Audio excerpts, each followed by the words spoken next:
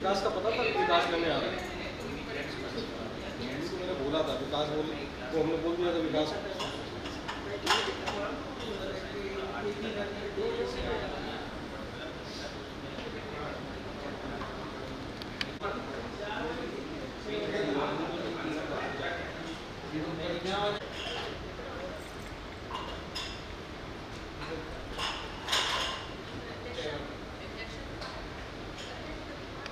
और क्या बताओ?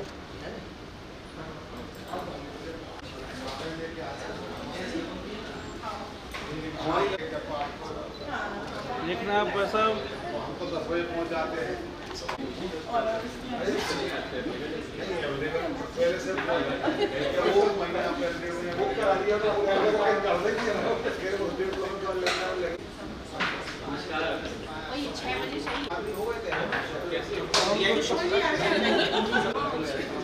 मास्टर भी आ गए आ गए आप भी आ गए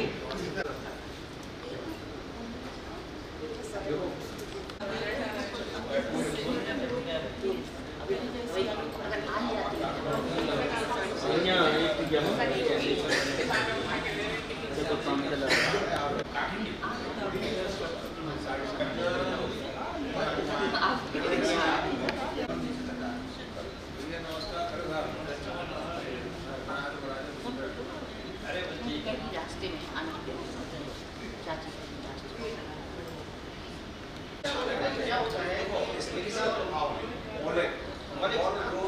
सरल संप्रेषणी अलग आज सबसे बड़ी संकट यही है सही बात और सही ढंग से कह रहे हैं उस भाषा में लिखना है जो भाषा आम आदमी को समझ में आए लिखने के लिए साहित्य है अच्छा लगा वो आम आदमी से बधाई देने का व्यक्तिगत बधाई अच्छा लगा संस्कार भी है, मानवीयता भी है, वैज्ञानिकता भी है, साइंस में हर चीज है।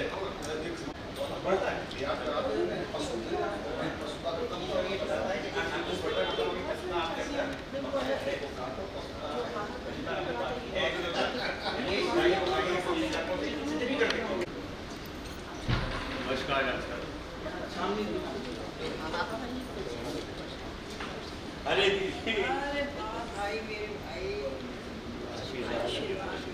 अरविंद बोले आप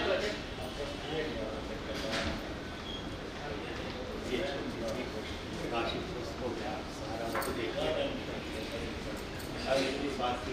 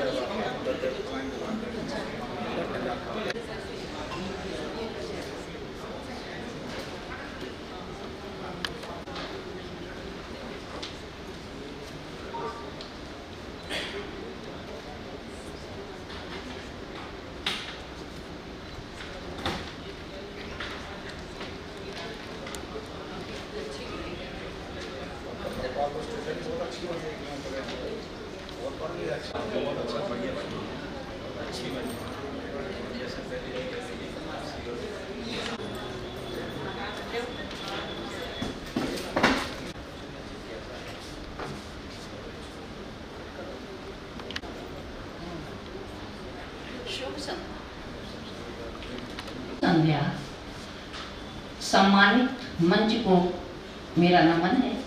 अभी मैं सबको आमंत्रित करूंगी, पर उसके पहले यहाँ पर उपस्थित समस्त हमारे जो गुरुजन हैं, हमारे जो साथी हैं, उनका मैं वंदन अभिनंदन करती हूँ और दो पंक्तियों से उनका स्वागत करती हूँ। स्वागतम स्वागतम स्वागतम शुभ स्वागतम, मन मधुर मुस्कान संग आपका है स्वागतम। तो बस इसी भावना के साथ आप सभी को संध्या श्रीवास्तव सांझ का नमस्कार। आज की शाम समर्पित है संस्कृति के नाम, क्योंकि आज जिस पुस्तक पर चर्चा होनी है उसका नाम ही है संस्कृति की धरोहर, और इस धरोहर को संजोकर रखने वाली हैं हमारी डॉक्टर आराधना सिंह बुंदेला जी। हाँ, हम उनकी बात कर रहे हैं जो इस पुस्तक की रचनाकार हैं, आराधना जी। वैसे आपको हम बता दें कि आज इस मंच से दो पुस्तकों का लोकार्पण होना है। संस्कृति की धरोहर, जिसकी रचनाकार हैं डॉक्टर आराधना सिंह बुंदेला, और दूसरी पुस्तक है तुमसे शुरू तुम तक। इसकी रचनाकार हैं हमारी आदरणीय दीदी श्रीमती विमल बुंदेला जी। तो सबसे पहले तो इन दो पुस्तकों के विमोचन के लिए हमारी रचनाकारों के का स्वागत जोरदार तालियों से होना चाहिए। और सबसे अभूतपूर्व बात जो है कि माँ बेटी की जोड़ी तो सुनी है, पर आज ये सास बहू की जोड़ी है, और ये कितनी मतलब विशिष्ट बात है। ऐसा तो कहा जाता है कि बेटियां माताओं की छाया होती हैं, बुआ की छाया होती हैं, पर आज एक बहू अपनी सास जी की छाया है। दीदी की लेखनी से हम सभी परिचित हैं, वर्षों से हम उनको सुनते चले आ रहे हैं, पढ़ते चले आ रहे हैं, और आराधना जी को भी हमें पढ़ने का अवसर मिला है। इसके पहले भी उनकी एक पुस्तक छप चुकी है और ये दूसरी पुस्तक है। पर किसी भी कार्यक्रम को प्रारंभ करने से पहले सम्मानित मंच का होना आवश्यक है। तो हमारे आज के कार्यक्रम की अध्यक्ष हैं वरिष्ठ कवियत्री आदरणीय श्रीमती मालती श्रीवास्तव जी। मैं उनका मंच पर स्वागत करती हूँ। उनके लिए मैं यही कहूंगी, माँ की ममता से है पूरित पुष्प मालती सी मोहक, मधुर टपके वाणी से वागीश्वरी की परम उपासक, वागीश्वरी की परम उपासक। तो मालती बहन जी का स्वागत है मंच पर, और उनको आराधना जी लेकर मंच पर आ रही हैं। और आज के इस विशिष्ट कार्यक्रम के मुख्य अतिथि हैं वरिष्ठ साहित्यकार पद्मश्री डॉक्टर अवध किशोर जड़िया जी। और उनके लिए मैं यही कहूंगी, अवध किशोर पधारे पुनीत पावन अवसर अभिराम, वंदन अभिनंदन संघम सब करते हैं उन्हें प्रणाम, हम सब करते हैं उन्हें प्रणाम। तो मंच पर स्वागत है हमारे अवध किशोर जड़िया जी का। तालियों से स्वागत कीजिए, तालियों में कमी नहीं आना चाहिए। और फिर हमारे विशिष्ट अतिथि जो अध्ययन और अध्यापन की दुनिया में एक विशिष्ट नाम है, आप हैं डॉक्टर बहादुर सिंह परमार जी। मंच पर आपका स्वागत है। और हमारे बीच डॉक्टर रेखा वासुदेव जी यानी हमारी रेखा दीदी आ गई हैं। मैं उनका भी स्वागत करती हूँ, वो हम सबकी प्रेरणा है। और मैं उनको मंच पर आमंत्रित करती हूँ, दीदी को मैं मंच पर आमंत्रित करती हूँ। स्वागत है दीदी। और हमारे बीच आभा जी हैं, आभा श्रीवास्तव जी, जो शिक्षा के क्षेत्र में तो उन्होंने अभूतपूर्व काम किया ही है, प्राचार्य रही हैं और एक लेखिका और कवित्री के रूप में भी वो विशिष्ट नाम है। मैं उन्हें मंच पर आमंत्रित करती हूँ। आभा जी।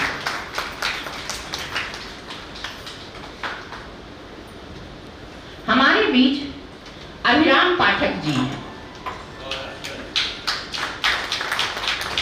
कवि हैं और छतरपुर का नाम रोशन कर रहे हैं, तो मैं उनका स्वागत करती हूँ मंच पर।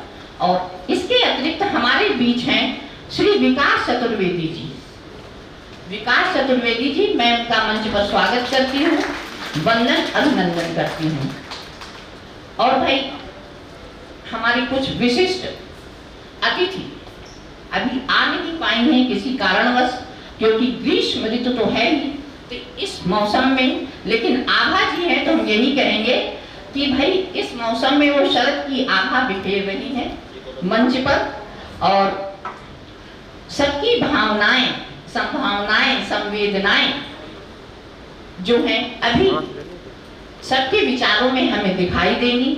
और इन सारी बातों के बावजूद आज जो जिनके लिए हमें कहना चाहिए, जो विशेष हैं, विमल दीदी जिनकी पुस्तक का विमोचन होना है, और आराधना जी, मैं उन्हें भी मंच पर आमंत्रित करती हूँ। जी, आराधना जी और विमल दीदी।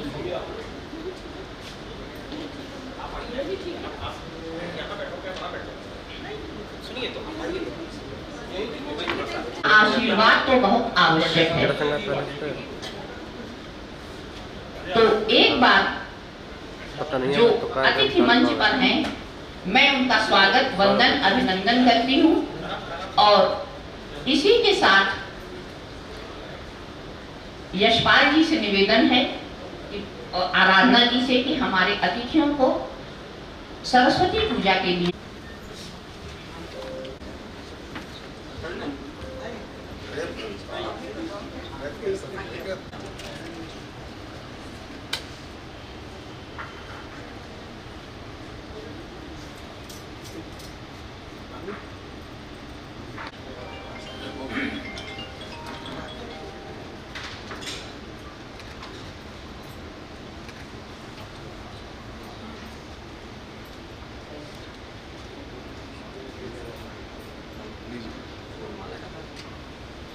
फूलमाला देना।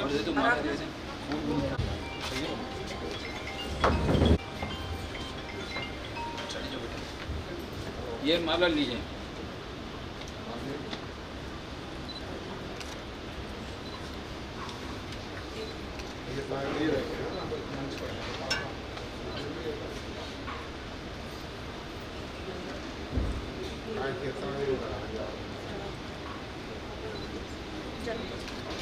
चलाइए चलाइए।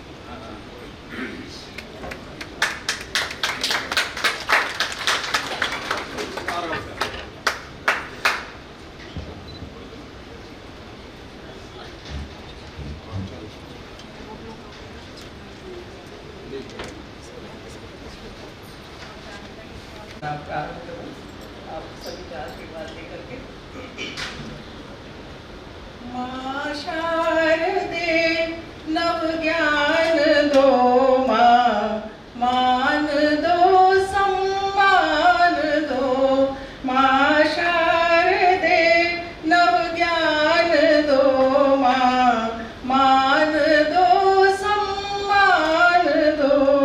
शीतल करे अंतस जगत का, नीर अमृत पान दो मां शारदे।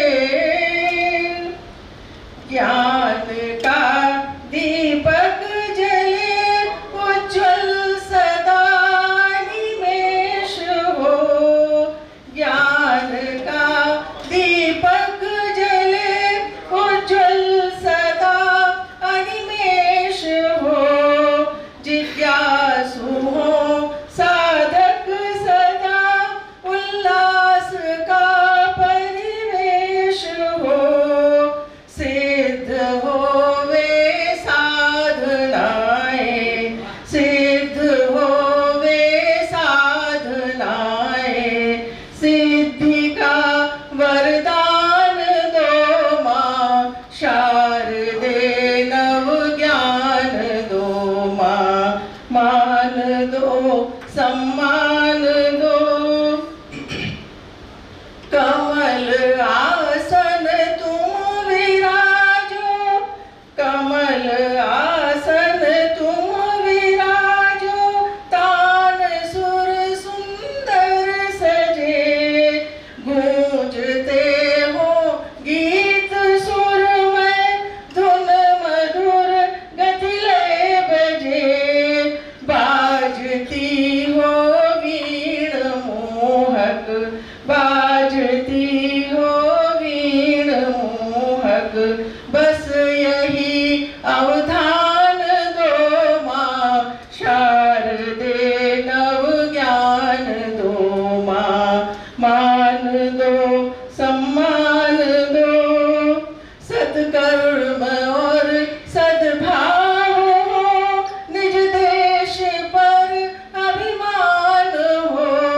सत्कर्म और सद्भाव हो, निज देश पर अभिमान हो। करुणा दया का भाव हो, ऊंची हमारी शान हो। जगत का कल्याण करना, जगत का कल्याण करना। शांति और सद्ज्ञान दो मां शारदे। नव ज्ञान दो मां, मान दो सम्मान दो।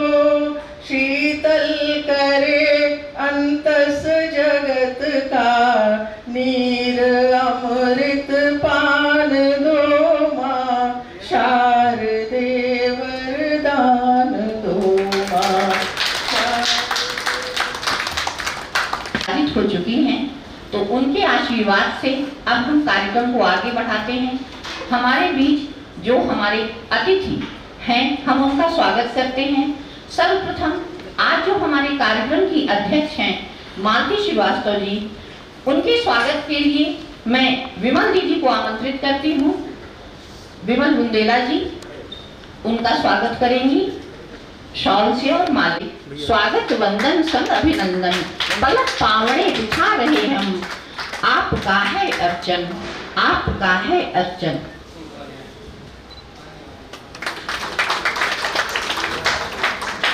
आज के कार्यक्रम के जो मुख्य अतिथि अवध किशोर जड़िया जी, मैं उनका स्वागत करती हूँ, वंदन करती हूँ, अभिनंदन करती हूँ। और डॉक्टर यशपाल सिंह बुंदेला जी से निवेदन करती हूँ कि उनका स्वागत करें, अवध किशोर जड़िया जी का।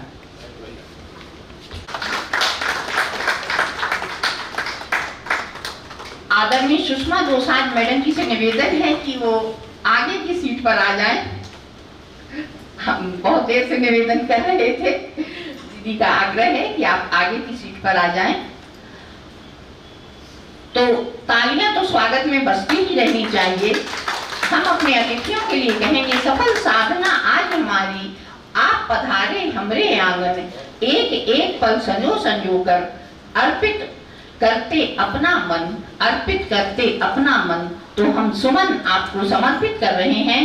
और इसी के साथ हमारे बीच हैं विशिष्ट अतिथि डॉक्टर बहादुर सिंह परमार जी। यशपाल जी से निवेदन है कि उनका स्वागत करें, माल्यार्पण करें।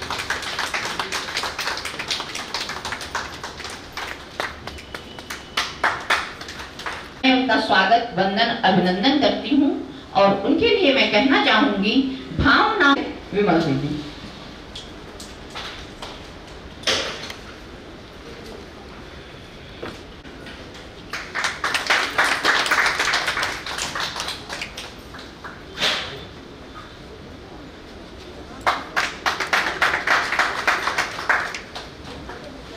मुस्कान का चंदन प्रेम प्रीति का थाल सजाए, करते हैं हम आपका पूजन, करते हैं हम आपका पूजन।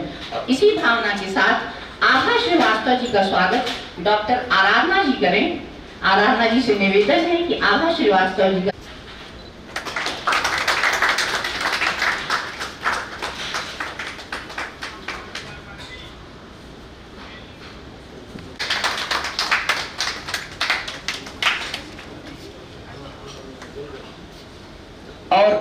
और यशपाल जी से निवेदन है कि उनका स्वागत करें।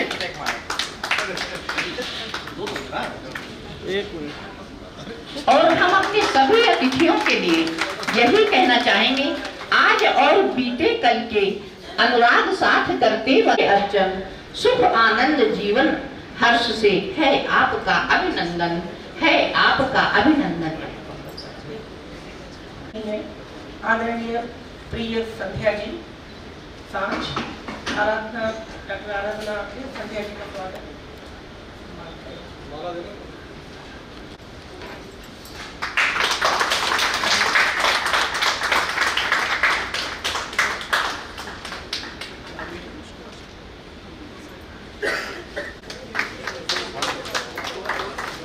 सुरेंद्र जी का और हरि प्रकाश जी का, तो तालियों से उनका स्वागत आप सभी करें। और इसी के साथ हमारे बीच उदयनिया जी हैं, वरिष्ठ कवि उदयनिया जी। मैं यशपाल जी से निवेदन करती हूँ कि उनका स्वागत करें।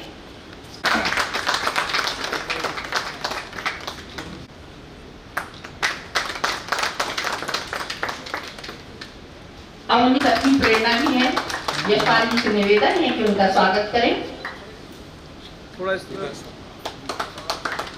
हमारे बीच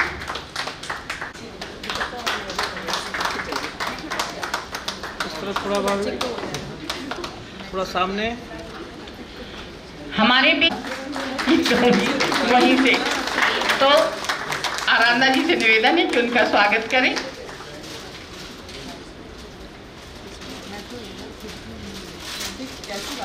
अरे जो मैं सोच है मैं सब बोलती हूँ।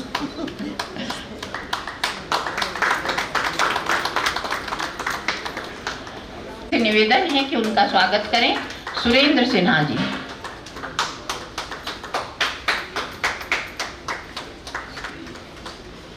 जी का स्वागत करें।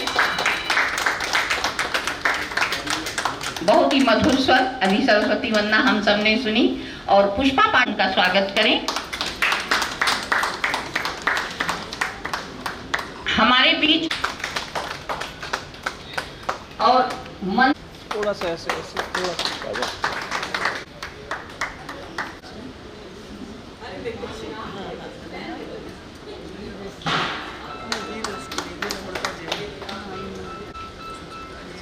आज इस कार्यक्रम की शोभा बढ़ा रहे हैं। इसमें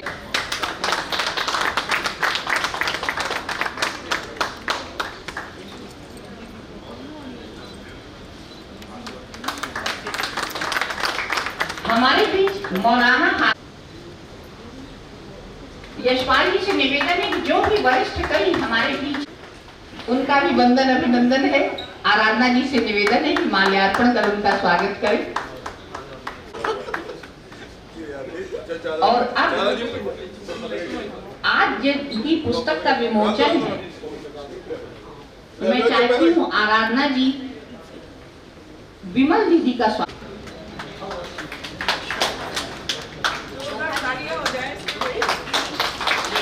विमोचन कार्यक्रम में बहुत बहुत स्वागत है, और हमारे परिवार की तरफ से, मम्मी की तरफ से, और हम लोगों के लिए ये एक बहुत खुशी का अवसर है, क्योंकि आज 2 पुस्तकों का विमोचन हो रहा है। एक तो मम्मी की पुस्तक का और दूसरी आराधना की पुस्तक का।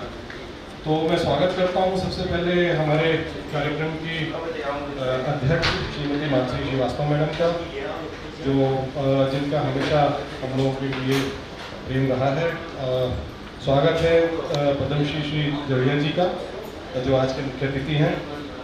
हमारे विशिष्ट अतिथि प्रोफेसर बहादुर सिंह परमार, अभिराम पाठक जी, विकास चतुर्वेदी, शोभा श्रीवास्तव मैडम, मंच पर विराजमान वासुदेव मैडम, आभा श्रीवास्तव मैडम, आप सभी का बहुत बहुत स्वागत है। इस यहाँ पर मौजूद सभी वरिष्ठ साहित्यकार, सभी का बहुत बहुत स्वागत है। हमारे पत्रकार बंधु, सीनियर पत्रकार श्री सुरेंद्र अग्रवाल जी, हमारे हरि अग्रवाल साहब, आप सभी का बहुत बहुत स्वागत है। राधेश्याम जी, दीपू जैन, टिंगे, हमारे राजेश अग्रवाल, धन्यवाद यशपाल जी। हो गया राजेश हम राजेश ही जानते हैं। हो गया, सब तो सुनने से हो गया। और राम किशोर अग्रवाल जी का स्वागत। यशपाल जी से निवेदन है कि स्वागत करें इनका, राम किशोर अग्रवाल जी का और राजेश अग्रवाल जी का।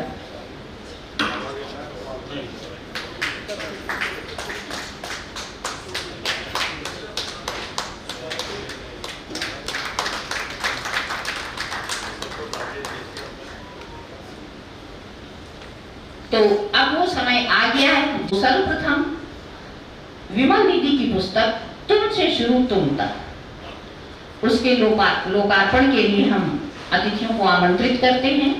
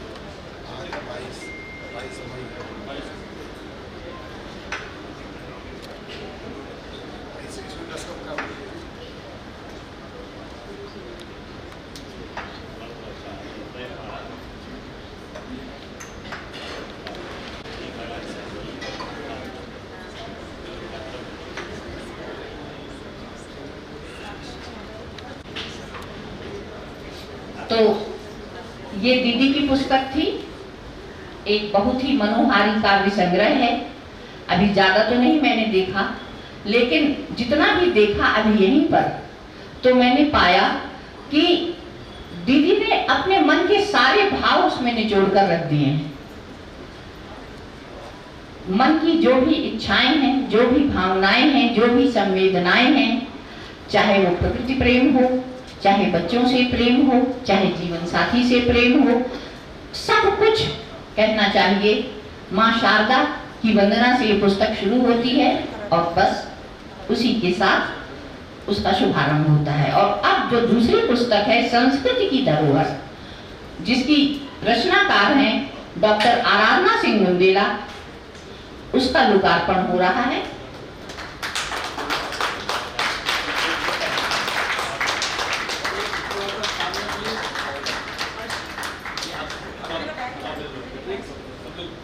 देखिए थोड़ा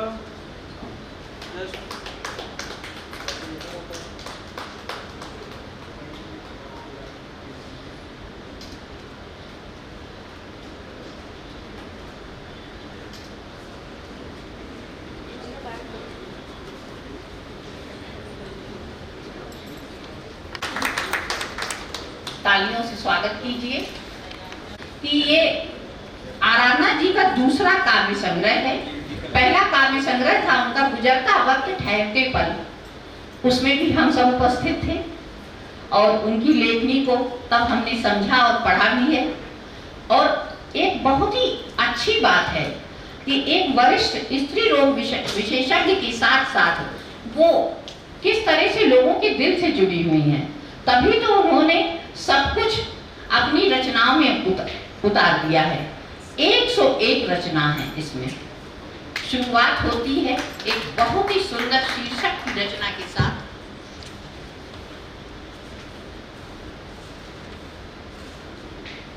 तो ये कहना चाहिए कि इस मंजूषा में बहुत कुछ है।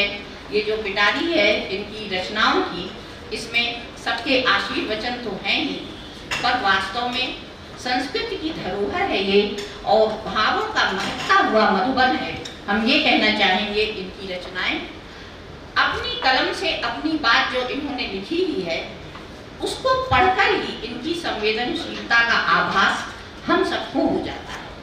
तो शुरुआत होती है इसमें, हमने देखा है पहली जो रचना है धूप छांव जीवन चंदन सामन, और अंत की जो रचना है जो 101 नंबर पर है वो भी अपने आप में अनूठी है, फ्री इमरजेंसी। अब ये दोनों रचनाओं के शीर्षक से ही ये समझ में आ जाता है कि कवित्री का जो व्यक्तित्व है वो बहुमुखी है, किसी एक विषय को पकड़ करके नहीं रह रहा है। और इसमें मोहब्बत का इजहार भी है, टेसू फिर फूले इसकी बात भी है, और ये भी कहा गया है कि भाई तुम जिंदगी कब जियोगे। अक्सर ऐसा होता है कि हम लोग पूरा जीवन कर्तव्य फर्ज इसी में निभाते कहते कल ऐसा करेंगे, तो भाई वो समय भी तो आना चाहिए। ईश की भी आराधना है और इस तरह की बहुत सी कविताएं इसमें हैं जिसको मैंने पढ़ा है और गुना भी है। और इस पर विशद चर्चा के लिए और आशीर्वचन के लिए मैं विमल दीदी को आमंत्रित करती हूँ। और उसके पहले हमारी वरिष्ठ कहना चाहिए प्रोफेसर, हमारे कविता है इसमें कविता बन गई। वो लिखती है मैं कुछ कहने नहीं जा रही थी पर कविता बन गई, कुछ यूं ही सोचे जा रही थी और कविता बन गई। तो शायद लगता है कविता इसी तरह बनती है, प्लान करके कभी नहीं बनती, ये तो तय है। और इसी के साथ आशीर्वचन के लिए और अपने उद्बोधन के लिए मैं विमल दीदी को मंच पर आमंत्रित करती हूँ। विमल दीदी का स्वागत है मंच पर।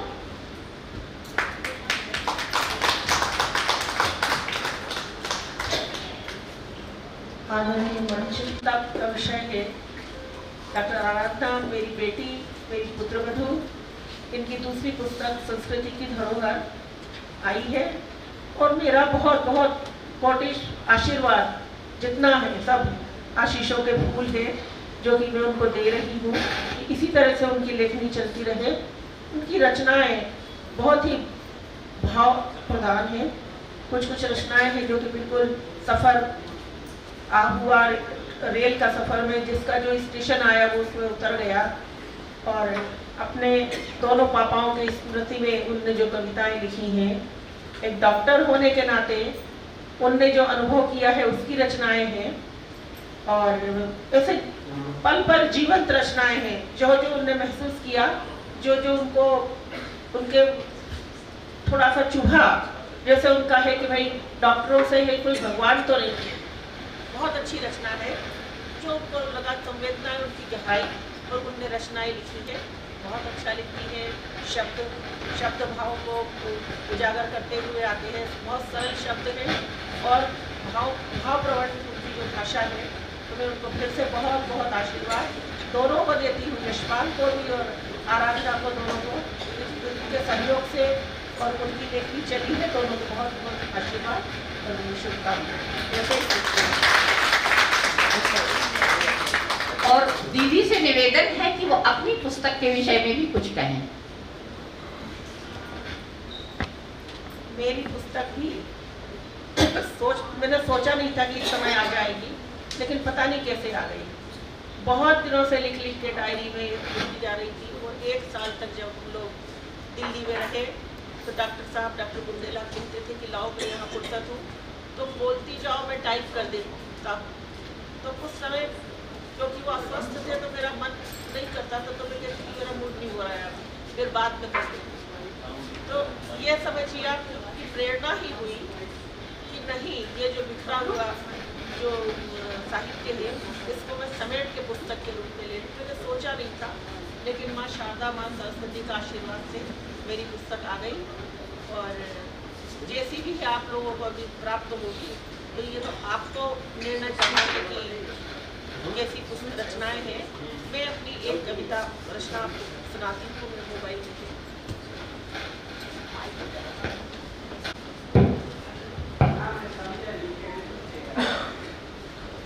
पिछले 2-3 सालों से जो जीवन में उथल पुथल हुई और इसके पहले भी 2 रचनाएं हैं।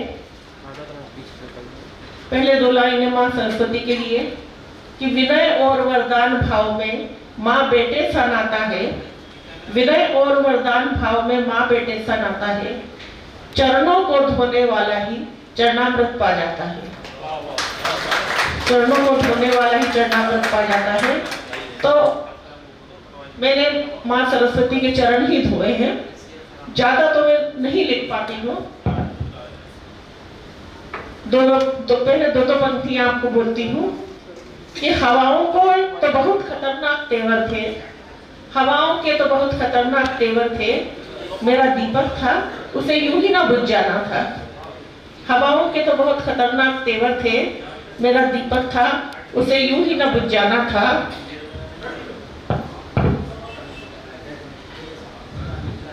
हो धूप तीखी, दूसरी है कि है धूप सीखी, वो हो धूप तीखी और सूरज आग उगल जाए, हो धूप तीखी और सूरज आग उगल जाए, आकर बतला दो हमें कैसे उससे बचा जाए, आकर बतला दो हमें कैसे उससे बचा जाए।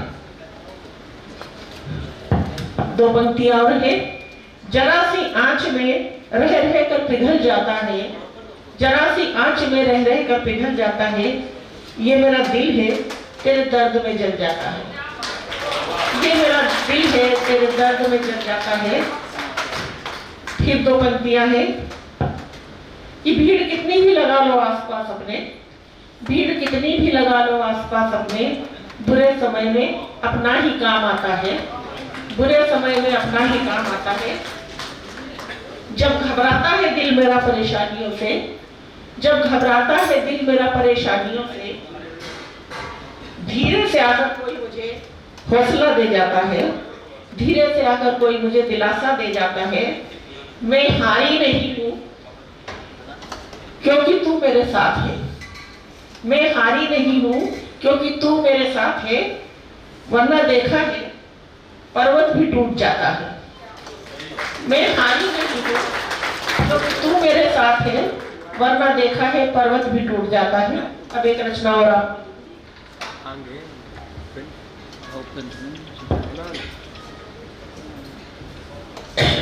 रचना है कि चलो तुम्हारे बिना भी जी लिया जाए, चलो तुम्हारे बिना भी जी लिया जाए, सांसें अभी बाकी है तो क्या किया जाए, चलो तुम्हारे बिना भी जी लिया जाए, सांसें अभी बाकी है तो क्या किया जाए।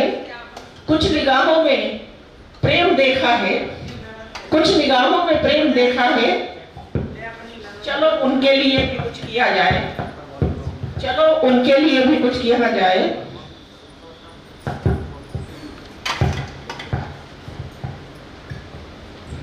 एक सुनसान सी राह पर आ गया है जीवन, एक सुनसान की सी राह पर आ गया है जीवन। न यहाँ खुशी है और ना ही क्रंदन, न यहाँ खुशी है ना ही क्रंदन। मील का पत्थर भी नजर नहीं आता, मील का पत्थर भी नजर नहीं आता। कितना सफर बाकी है पता किया जाए, कितना सफर बाकी है पता किया जाए। चलो तुम्हारे बिना भी जी लिया जाए। आगे है, वो पंछी घोंसले से उड़ा है अभी, वो पंछी घोंसले से उड़ा है अभी। कोई साथी नहीं है अकेला है अभी, वो पंछी घोंसले से उड़ा है अभी। कोई साथी नहीं है अकेला है अभी। दूर आसमान में शाम का अंधेरा है, दूर आसमान में शाम का अंधेरा है। कहाँ गया है पता किया जाए, कहाँ गया है पता किया जाए। चलो तुम्हारे बिना भी जी लिया जाए। बात बनती है तो बना ली जाए, अंतिम है कि बात बनती है तो बना ली जाए, बिगड़ती है तो छुपा ली जाए। बात बनती है तो बना ली जाए, बिगड़ती है तो छुपा ली जाए। अभी भी थोड़ा हौसला बाकी है, अभी भी थोड़ा हौसला बाकी है। चलो दुनियादारी निभा ली जाए, अभी भी थोड़ा हौसला बाकी है। चलो दुनियादारी निभा ली जाए। चलो तुम्हारे लिए भी जी लिया जाए, तुम्हारे बिना भी जी लिया जाए।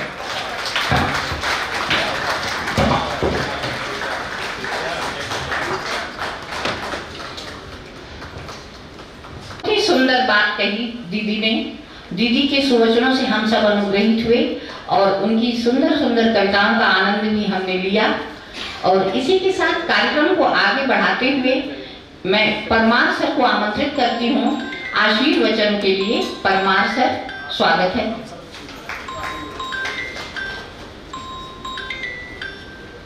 और सभी विदुषी विद्वान लोग यहाँ विराजमान हैं, सब सरस्वती के साधक हैं। उनके सामने अभी जो आदरणीय संध्या जी का कहना, आशीर्वचन तो आशीर्वचन दीदी से तो हम लेते रहे, क्योंकि हम भारतीय संस्कृति की बात करते हैं, भारतीय परंपरा की बात करते हैं। तो भय में भी और ज्ञान में भी उनसे बहुत छोटे हैं, भले ही वो स्नेह करती है तो उनको आशीर्वाद क्या देंगे। रही बहू की बात, तो बहू की खुशी की बात है। अभी बात संध्या जी कह रही थी, बड़ी प्रसन्नता होती है, क्योंकि अपने जब आगे बढ़ते हैं, आज सबसे बड़ा संकट तो अपनेपन का ही है। तो अपने जब आगे बढ़ते हैं तो आपके अंदर अपने आप स्वतः खुशी हो, प्रसन्नता हो। तो सही मायने में अपनापन यही है, दिखावे वाला अपनापन नहीं। क्योंकि आजकल बाजारवाद जो चल रहा है, जो तमाम तरह के युग और परिस्थितियां हैं, उन सब से हट के बड़ा मन उल्लसित होता है कि हमारा परिवार हिंदी का परिवार, रचनाकार का परिवार कितना व्यापक हो रहा है। अभी बात हो रही थी कि आराधना जी का चिकित्सा की विदुषी हैं और लगातार ऑपरेशन से लेकर के सारे ज्ञानों का ज्ञान हमें याद आता है। ज्ञान चतुर्वेदी भाई साहब का, ज्ञान जी भी इसी छत्र की भूमि में पढ़े लिखे और ट्रेन से हार्ट के बहुत चिकित्सक सब जानते हैं, भोपाल में हैं। और व्यंग के माध्यम से आज ध्वज पताका पूरे हिंदुस्तान में का हिंदी विश्व स्तर पर, क्योंकि शरद जोशी और हरिशंकर परसाई के बाद यदि नाम आज है तो ज्ञान चतुर्वेदी का है। लगातार वो मेडिकल प्रैक्टिस के साथ साथ लगातार लेखन का काम जो कर रहे हैं, तो उस परंपरा को बरकरार रख रहे हैं। मैं भी बात कर रहा था, बहुत सारी बातें हैं आशीर्वचन की बात में कि अतिशय अनुराग नहीं, वास्तव में एक सहृदय को आनंद तब आता है जब उसकी अनुभूतियों में, उसके कवि या रचनाकार की अनुभूति जब एकाकार होकर के अर्थ की कई छवियां खुलें। अर्थ की सामान्य छवियां तो खुलती हैं, क्योंकि आचार्य बैठे हैं, सिन्हा जी विराजमान है, बहुत सारे लोग विराजमान हैं। कि ध्वनन संप्रदाय में आचार्य हमारे आनंद वर्धन हुए हैं संस्कृत परंपरा में, कि जब हम किसी रचना को सुनते हैं, किसी रचना से जुड़ते हैं, तो सीधे सीधे अर्थार्थ नहीं, व्यंजनार्थ से लेकर के कई अर्थ की ध्वनियां लगातार, जैसे कि घंटा बजाते हैं तो घंटे की ध्वनि के बाद इसी तरह से अर्थ की कई कई छवियां निकलें, और उसको व्यक्त ना किया जा सके। तो ये आनंद आराधना की कविताओं में, हम तो रोलिंग कहते हैं, प्रेम से रोलिंग कहते हैं, ये टिंगे की बात होती है, इसलिए बार बार मन में आता है राजेश का नाम अभी ले रहे थे, राजेश नहीं, तो राजेश तो हमारे जानमान में ही नहीं है, तो भले बड़े लोग टिंगे ही कहते हैं, मतलब जो प्रेम है वही रोलिंग कहते हैं, गुड्डू कहते हैं, वो सब घरेलू क्योंकि संबंध सब चीजों में। तो रोलिंग की कविताओं को पढ़ करके मैं निश्चित तौर से पाठक के नाते, एक हिंदी के सुधी पाठक के नाते निश्चित तौर से उन्हें शुभाशीष देते हैं। मैंने वही लिखा भी विमोचन करते हुए कि उत्कर्ष की ओर निरंतर अग्रसर हो, यही शुभाशीष है। क्योंकि शुभाशीष लिखने में लगातार, क्योंकि ज्ञान की धाराएं तो अनंत हैं, अनंत तक लगातार जाएंगे। एक शुरुआत है, हमें तो दूसरा कदम उठाया, दूसरी किताब आई है, तो आपको क्योंकि जीवन की विविधता है आपका, क्योंकि बड़ा रचनाकार वही होता है जिसके जीवन में जितने ज्यादा विविधता हो। तो आराधना जी जिन्हें यहाँ आराधना कह रहे रोलिंग लगातार जीवन तो जी ही रही हैं, और एक जीवन का वह पक्ष जैसे हम कह चिकित्सा का क्षेत्र है, वो वहाँ आजकल जो देख रहे हैं परिवेश बड़ा भयावह है। मैं उस पर चर्चा ना करूँ तो कहीं ना कहीं बेईमानी होती है। बाजारवाद का जो प्रभाव है, ऐसे बाजारवाद के प्रभाव में एक सहृदय चिकित्सक एक रचनाकार के तौर पर जब लिखती है तो निश्चित तौर से मनुष्यता जीवित होती है। एक संस्कृति जिसे भारतीय संस्कृति कहते हैं, क्योंकि करुणा जहाँ है, जहाँ दुख है, जहाँ पीड़ा है, जहाँ आशा है, ये कौन सा भाव ऐसा नहीं है जो हमें लगातार संस्कृत की धरोहर कविता में नहीं मिलती। इसके पीछे मैं पूरी कविताओं को मैंने कभी चर्चा कर रहा था, मैं वही बता दूं कि आपकी, क्योंकि हम लोग तो थोड़े प्रोफेसर पढ़ाने वाले और साहित्य के फिर करेला और नहीं चढ़ा, तो एक किताब पे बात करने की वही कह रहा था कि 2-4 घंटे लग जाएंगे। मैं गया भी था इसी उद्देश्य से, लेकिन हमारा दुर्भाग्य था कि उस समय ये बेंगलोर गई हुई थी, आदरणीय दीदी से और गुड्डू से बात हुई, लेकिन वो सहयोग नहीं था, क्योंकि एक एक कविता की इतने इतने अर्थ की छवियां हैं, इतनी अर्थ दिशाएं हैं, उसको समाहार में समेटना बड़ा हमारे लिए धर्म संकट की बात है। तो मैं सूत्रों के रूप में, संकेत के रूप में बात कर, कोई कविता उठा लें, कविता कभी वही है कि कहीं से विषय शुरू करे और एक मनुष्यता के पक्ष में, ईमानदारी से, संस्कारों के पक्ष में, जीवन के पक्ष में कविता को लेकर के जाए। तो ये इनकी पूरी किताब में है। ये पूरी किताब में अपने पिताजी को, अपनी माँ जी को, अपने घर को, अपने परिवार को, अपने, अभी वही बात संजय जी कह रही थी, माँ बेटी की जोड़ी सुनते, माँ बेटी ही तो हैं, माँ बेटी ही हैं, माँ ही है दूसरे साथ, आप समझते हैं, सब जानते हैं। ये भाव जो है तभी तो कविता लिख पा रही हैं। यदि कहीं मन में थोड़ा सा भी कलेश होता, कहीं थोड़ा सा भी रंच मात्र मलिनता होती, तो ये भाव, पवित्रता के भाव नहीं निकल सकते थे, मैं ये कह रहा हूँ। और डॉक्टर साहब का न रहना, पिताजी का न रहना, वज्रपात को लेकर के कई किताबें, कई कविताएं, उनकी चर्चा करें, माँ पर कई कविता है। अब माँ का जो ममत्व है, जो प्रेम है, उसके लिए आचार नहीं रखती, वो पूजा में केवल उनके लिए शुभकामना नहीं मांगती, उनके लिए अपने जो भाभी, जो बच्चे हैं, नाती पोते हैं, अपनी संतति के लिए उनकी मंगल कामनाएं नहीं करते।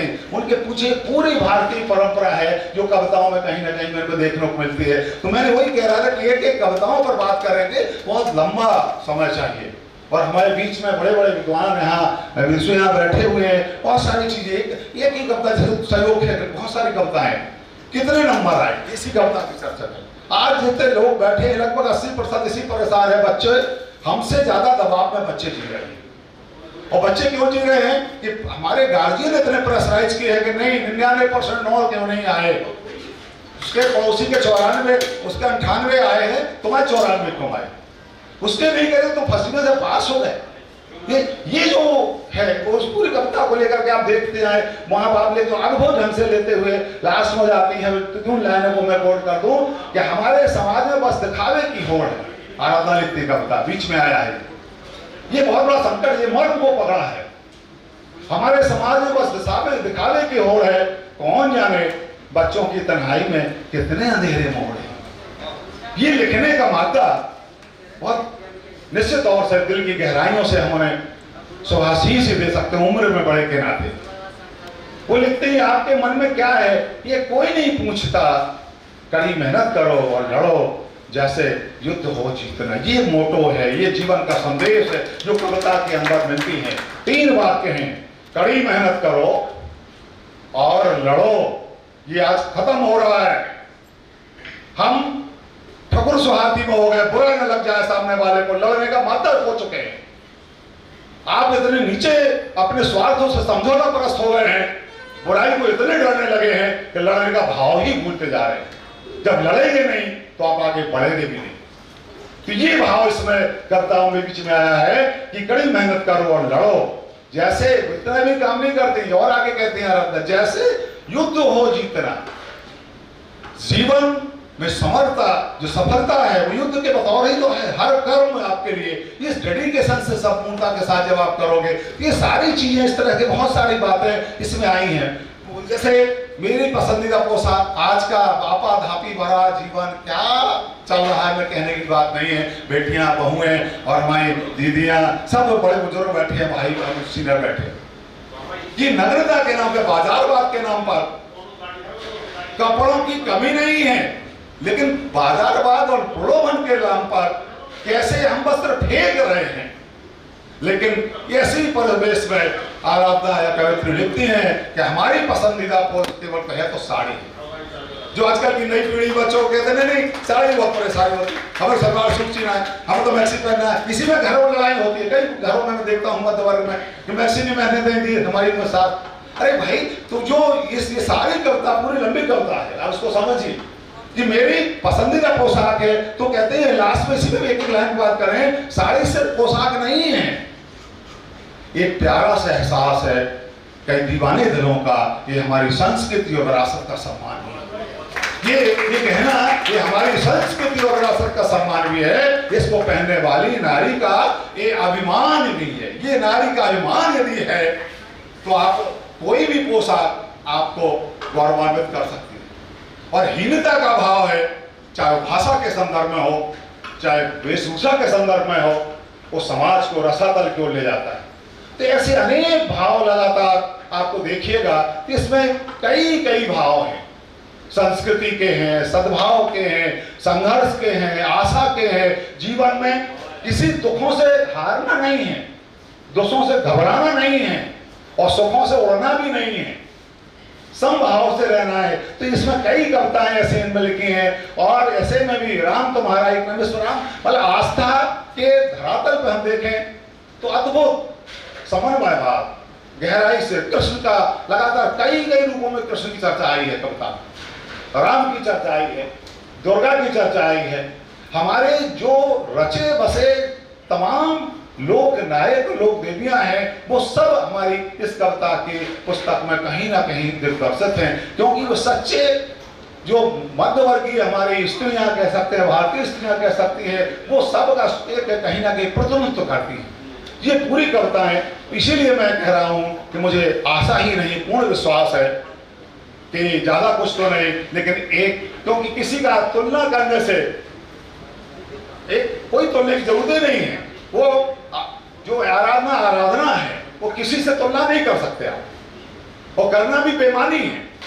मैं हमेशा इस बात को माना करता हूं, इससे तुलना करना, उससे तुलना की जरूरत ही नहीं है, क्योंकि वो अपने आप में पर्सनैलिटी है, अपने आप में उसका एक उत्स है, अपना एक सोच है, अपना एक विचार है, एक अलग संरचना है। वो सारी भाव संरचना इनकी कविताओं में हमें देखने को मिलती है। शिल्प कितना सहज सरल, अभी विकास भैया से बात कर रहे थे कि साधारण पाठक हमें सारा समझना नहीं पड़ता। कविता तो वही है ना, साहित्य तो वही है। यदि हमें डिक्शनरी देखना पड़े, हमें यहाँ से वो कलावाद का आरोप लगने लगेगा, उसमें अलंकार छांटना पड़े, तो सहजता से सारी संप्रेषणीयता जो होना चाहिए, अर्थ की संप्रेषणीयता, उसमें छंद, जिसे छंद के जाल में अभिराम जी बैठे हैं, उसमें बहुत सारे भाव मर जाते हैं, तो वो भी नहीं है। उसको संदर्भ में कह सकते हैं कि नहीं ये मात्रा इतनी, तगड़ आया, रगड़ आया, कवण आया, कवित्व हुआ, दुहा हुआ, वो सारा इससे अलग हटके है।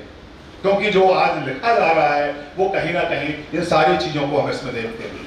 तो ये एक संकेत के तौर पर बहुत सारी चीजें हैं। मैंने कहा बहुत लंबी चीजें, मैं दीदी के बारे में ना कहूं तो बेमानी होगा। हमारी दीदी, हम उन प्रेम से और प्रेम के अलावा भी वैसे ही दीदी बरसों के रिश्ते हैं, आज से नहीं है, कई दशकों के रिश्ते हैं, परिवार से भी और व्यक्तिगत रिश्ते भी। और भाव तो लिखे हैं इनकी कविताओं को संदर्भ में आप देखिएगा कि कवयित्री हैं, एक साधिका भी हैं, इसीलिए इस वज्रपात को सहन करना आप सब जानते हैं।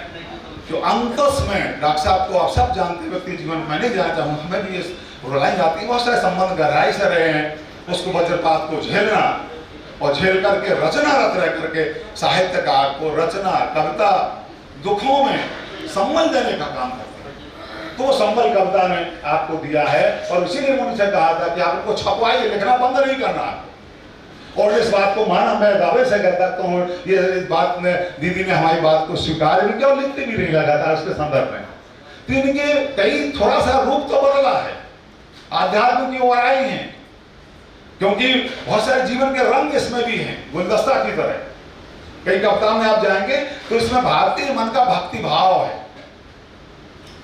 जो आप देखते हैं। जो किताब अभी तुमसे शुरू तुम तक शीर्षक ही समझ लीजिए, बहुत सारे संदर्भ हैं उसमें। तो वो पूरा का पूरा परंपरा बोध भी है, लेकिन परंपरा बोध में पाखंड नहीं, मानव मूल्य है।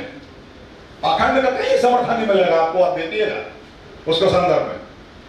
सांस्कृतिक विरासत के साथ साथ आदरणीय दीदी की पुस्तक में मानवीय मूल्यों की महत्ता को ग्रहण करने का काम आपने किया और बहुत सारी बातें उसमें आई हैं जो दुखद क्षणों को सुख के क्षणों में उन्होंने बदलने का काम बहुत सारा किया। तो एक आध दो उदाहरण देकर के मैं बात खत्म करूं, बहुत सारी चीजें हैं। तो एक जब वो लिखती हैं, मैंने उसको कोट भी किया, भूमिका बहस में लिखी भी, उस प्रस्तावना देखिएगा। वो कहती हैं स्वयं, मैं वो नहीं हूं जो मैं थी, हाँ मैं हो गई हूं जो मैं नहीं थी।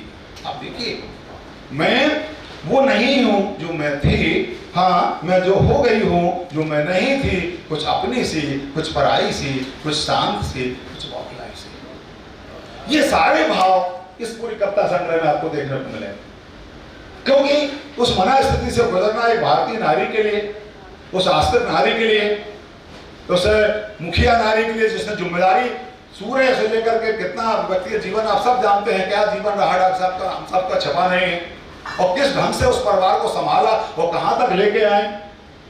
उस परिवार की स्मृतियों के साथ साथ उस संघर्ष को साथ साथ इस प्रकार का लिखना निश्चित तौर से बहुत बड़ी बात थी, उसमें अपने आप ने लिखा है।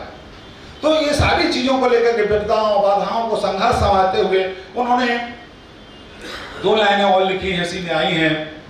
एक संतुष्टि पाई सब इच्छाओं ने, जो जीवन जिया है, कविता का कुछ अंश है, और मार्ग को त्याग दिया बाधाओं ने। यदि आपके अंदर इच्छा शक्ति है तो कोई बाधा नहीं है जो आपके सामने सीना खड़ा तान कर खड़ा हो सके। मनुष्य के सामने, मनुष्य के साहस और संबल के सामने सारी बाधाएं पराजित होती हैं, जो कवयित्री की इस रचना में देखने को मिलती हैं।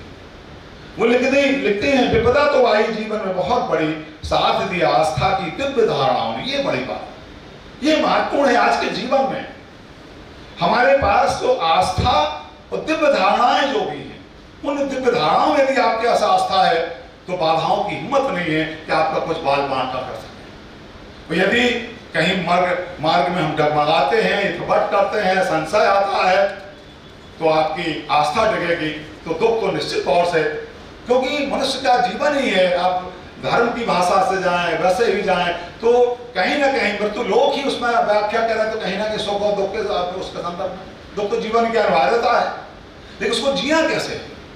ये कभी अपने ढंग से, कभी के लिए तो दुख प्रेमचंद देखते हैं तो उसके लिए एक पूंजी है, वही उसके लिए रचना का एक महत्वपूर्ण रफ मटेरियल है, जिसी के माध्यम से वो आगे बढ़ता है। उसको लेकर के आदरणीय दीदी ने इस किताब में बहुत सारी चीजों को लिखा है। उन्होंने बहुत सारी कविताएं दर्शक को याद करते हुए, अपने प्रिय को याद करते हुए, उन सारी चीजों को लेकर के लिखी है। तो मैं ज्यादा लंबा ना बोलते हुए, क्योंकि समय हमें बहुत सारी चीजें, वे बहुत सारे लोगों को देखते हुए इन्होंने लिखा है, वो बहुत अच्छी बात है हमारे लिए। मैं यहीं से बात खत्म करूं, आप सब के लिए जो हमारे सभागार में मौजूद है, हम संकल्पित होने के लिए।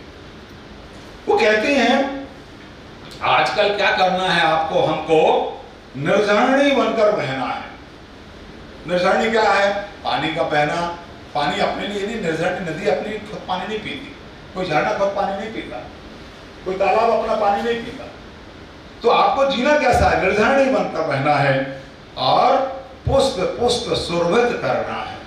संकेत है, पुष्प पुष्प सुरभित करना है, जग के राग द्वेष हर लेना, सुखद सभी उपक्रम करना। ये आपके जीवन का यदि ध्येय बन जाए कि जीवन के जितने उपक्रम हैं स्वांता सुखाय ना लेकर के परोपकार के लिए, दूसरों के दुखों को हरने के लिए, मनुष्यता के पक्ष के लिए, अपनी भारतीयता के पक्ष के लिए अपन जीवन शुरू कर दें, तो निश्चित तौर से यह संसार, निश्चित तौर से एक अद्भुत भारत देश, भारत भूमि और निश्चित तौर से समाज आस्तिकता की जो पूरी कहें नींव पर खड़ा है, उस आस्तिकता की नींव को लेकर के एक नए ऊंचाइयों पर जाएगा। ऐसी कवित्री आदरणीय दीदी, हम प्रेम से दीदी कहते हैं कि विमल दीदी की यही कामना है। मैं तो यही कहूँगा कि ये उनकी कामना सफल हो और हमारा भारत देश, हमारा पूरा समाज, पूरा विश्व निश्चित तौर से तमाम झंझावातों से मुक्त होकर के एक बेहतर